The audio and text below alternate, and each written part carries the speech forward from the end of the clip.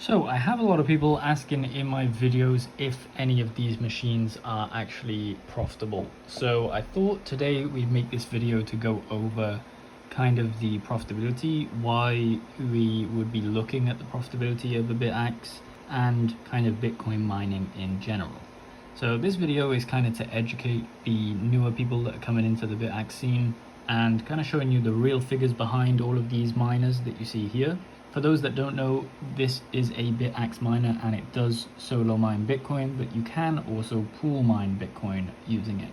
And I get a lot of comments, as I said at the start of the video, talking about how much profitability these things can make. I think a lot of people are kind of trapped in the whole Bitcoin profitability cycle.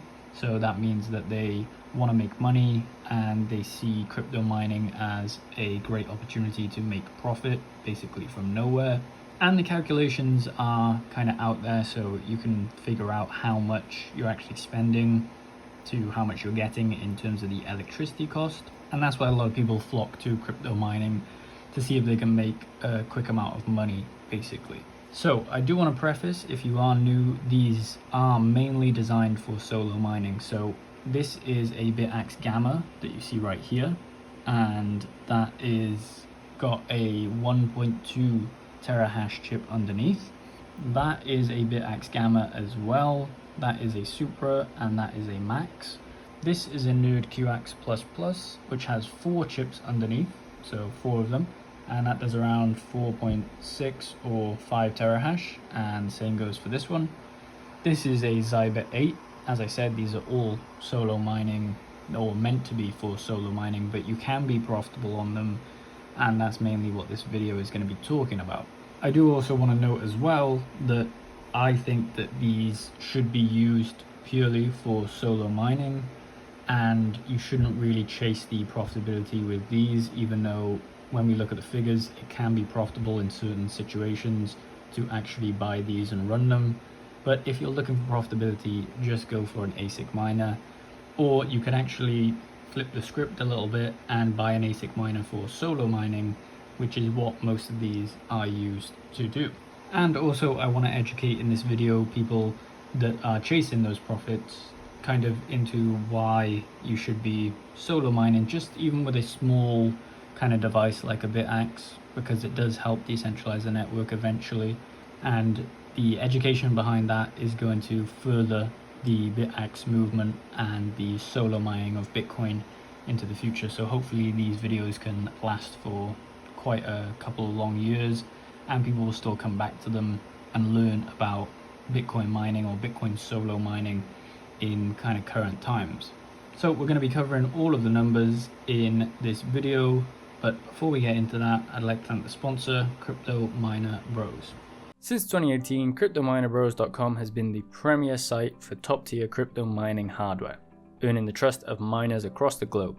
The prices displayed on their site cover shipping and DDP straight to your doorstep, ensuring no unexpected costs at checkout.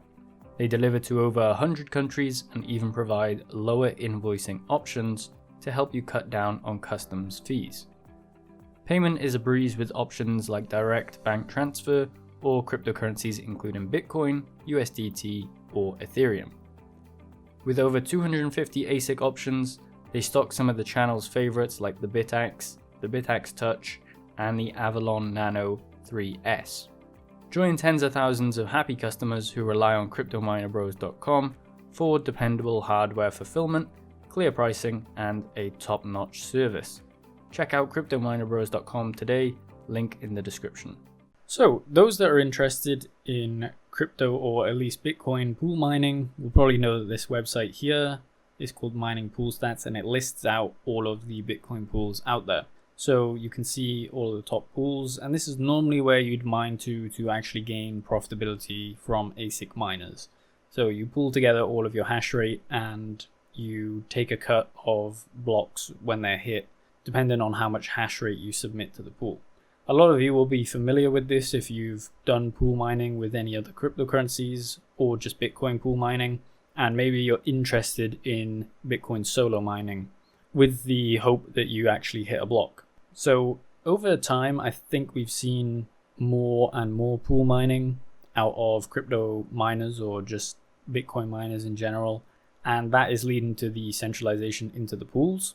However, over time also people are chasing profitability, and solo mining has kind of fallen to the wayside because I think a lot of people see the kind of stats and the probability of hitting a block, and they kind of shy away from that, which is understandable because you take a lot of risk if you run a ASIC miner, and it doesn't necessarily come with any guarantee that you'll hit a block. Even with an ASIC miner that pulls around 3000 watts, you're looking at a lot in terms of daily cost, with basically no hope of recouping that cost if you don't hit a block. So that's one of the main reasons why people flock to pool mining. As I said, a lot of comments asking about the numbers behind it. This is not to kind of persuade you away from pool mining. You can do whatever you want realistically. This is kind of to show you why you should probably just solo mine with the Bitaxe instead of trying to pool mine with it, because the profitability margin isn't great. As I said, these are all the pools that kind of offer it. Solo mining is different. So pool mining, you get paid per your share normally, how many shares you submit to the actual pool, and they pay you based on that. On solo mining, you get paid if you hit a block. And pools have various different payouts. If you can see here, FPBS, which is full pay per share, PPLNS, which is pay per last end share. You don't really need to know anything about that if you're not going to pool mine, but there's different methods that they calculate how much you should be paid based on your shares that you're submitting to the pool. And then you have a bunch of solo pools. So these are technically mining pools because you're combining hash rate, but they're all solo mining at the same time. So each individual device on these pools is solo mining. It's just they're all put together in a pool. If you hit a block, nothing goes to the rest of the pool. It only goes to you. So they're basically using the pool stratum and node to mine the blocks, which if you're getting into solo mining is probably the way that you're going to do it. You can go down the rabbit hole a little bit more and run your own node and mine to it. But if you're just starting out, this is probably what you're going to do with a Bitaxe, is stick it on one of these solo pools that you see here. And you can tell this because it just says solo there. I believe some of them at the top also offer solo, but it just doesn't say it right here. So enough of explaining the kind of pools and how they pay out or how they work. You might be familiar with it, so you could have skipped that part. This right here is a dashboard for the Bitaxe Gamma, the one that you saw at the start of the video. This just shows us the statistics behind it. So the hash rate, the efficiency, the power down here. That's normally all you need to actually calculate the profitability on the network. And that's going to give you a figure of how much profits you can make at different electricity rates. Remember, as pool mining gets more centralized, like we see up here, or if we scroll down, we can see the chart here. This is the amount of blocks that are hit. As it gets more centralized, you see people chasing the lower power cost, because efficiency is not really a factor when you start to lower the power cost, because you can run older machines which people don't have access to because their electricity is too high. So I think it's a race to the bottom to find the cheapest power at the moment in Bitcoin mining, especially when it comes to pool mining. Obviously you could go with solar, but that requires some investment, and you don't know if that investment is going to pay off eventually in the future.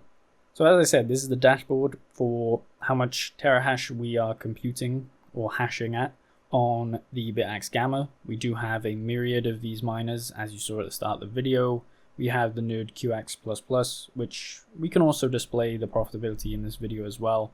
But we're going to go on these figures right here. So we are currently pulling 17.1 watts at an average of around 1.25 terahash. So right here we have a Bitcoin profitability mining calculator.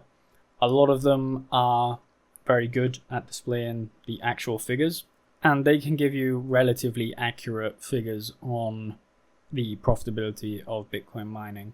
You get a better figure if you up the actual terahash. So if you have more terahash, you can get a better accurate figure, because this is kind of only dealing with the small percentages that you see here. But overall, I would trust these to around a 10% degree, because it does matter about how much Bitcoin is moving up and down.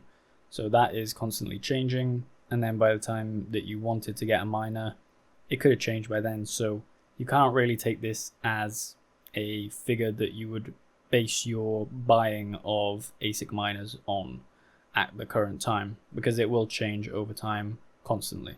As we said there, we had a hash rate of 1.25 and a power of 17.1. There is a miner and a pool fee. When you're solo mining, I don't think that you pay the miner fee, but you definitely pay the pool fee. I don't think we can actually change that to 0 because it doesn't compute in the calculation. However, when you come to this side, you can see how much revenue you can make for mining with 1 Bitaxe Gamma, and that's around 7 cents per day. And then the power cost, remember this is at 10 cents per kilowatt hour, and that is a very, very low power cost. It is kind of the standard for Bitcoin mining if you're trying to do calculations, but if you have a higher power cost, then that's going to get eaten up very quickly, which we'll kind of show in this video. So that is 4 cents per day, and then the profitability is 3 cents per day. So you can be profitable at 10 cents per kilowatt hour. We could up it to 11 and see there. And as you can see, the power cost jumps to 5 cents per day and your profit jumps to 3 cents per day. But it is kind of rounding out the errors there. We can take it up to 13 and that will probably put us out of profitability. So I was wrong about that. 13 actually gives you 2 cents, but obviously there's a difference in percentage of what's accurate. So that kind of goes to show that you probably should just solo mine on it, because the power cost is so low at this rate. And even if you jump to a higher power cost, maybe 20 cents per kilowatt hour, if you're unlucky like we are currently, it basically nets out. So you would rather solo mine with the chance of hitting, you know, a block that's worth 350,000 than actually trying to make profit from these miners. But that does go to show if you have a low enough power cost, then you can be profitable on it, but it's 2 cents per day and the ROI time is extremely low on one of these, even if you're buying the Bitaxe for $100, let's say. And then the same will go for the nerdqaxe++ that we kind of shown at the start of the video. This has 4.9 terahash and it's currently pulling 77 watts of power. That gives us a revenue of 28 cents, the power cost is 24 cents, and your profitability is only 4 cents left over. That kind of goes to show that you would also, with the nerdqaxe, you'd rather solo mine because the cost is around 30 cents per day, basically, depending on your power cost, and it just doesn't make financial sense to try and take some profitability out of these machines. So I would advise against buying a Bitaxe to try and extract some profitability from it. If you are going to buy a Bitaxe, it should be used for some sort of solo mining. It doesn't really matter what pool you go to, as long as it's a solo pool. And the whole point of it is to try and take away and decentralize the network more, as it's heavily centralized into these pools that you see here. So they're collecting up all the blocks, and what we want to see is more unknown blocks like you see here that are hit by solo miners or pools that are not registered or signing those blocks with a pool signature. So those are the realistic figures on solo mining. This is not going to get any better. Basically, it's not going to get any more efficient. The efficiency on the Gamma is expected at 14.66 and it's currently sitting around 12 to 13. So that's probably the best efficiency that you'll get on a Gamma. And then the newer ASICs are already coming out from Bitmain, which crushed this efficiency. I think they're down to 9 joules per terahash. And as I said, that kind of furthers my point of it is kind of a race to the bottom of who can find the lowest power cost and who has the most efficient miners. These are the most up-to-date miners in terms of the chips, apart from the S23, which is a more efficient chip. But I don't think that we're going to see a Bitaxe with that chip for quite a while. And then by the time that that comes around, the profitability will be taken off the network because there'll be so many of those S23s actually back on the network. So just to reiterate, if you are going to get a Bitcoin or solo Bitcoin miner, such as a Bitaxe and nerdqaxe, I actually would personally recommend a nerdqaxe because it gives you a little bit more hash rate and it's all kind of encapsulated in one. Obviously we have 4 Bitaxes, but I kind of like the nerdqaxe just to have the 4 chips underneath. And that at least gives you a good chance of actually finding a block on the network. I know the chances are like 1 in 2,000 years, but a little bit better than just one chip in a Bitaxe. So the whole point of buying them is to start solo mining and trying to decentralize the network and take away from the top pools. And I personally wouldn't buy any of these. So I'm kind of warning against anyone that's trying to make profits from these. I would warn you against buying them because you're not going to make any type of profit from mining with these smaller solo Bitcoin miners. So you guys can let me know your thoughts in the comments of what you think about this video. Make sure you like it and subscribe for more content like this.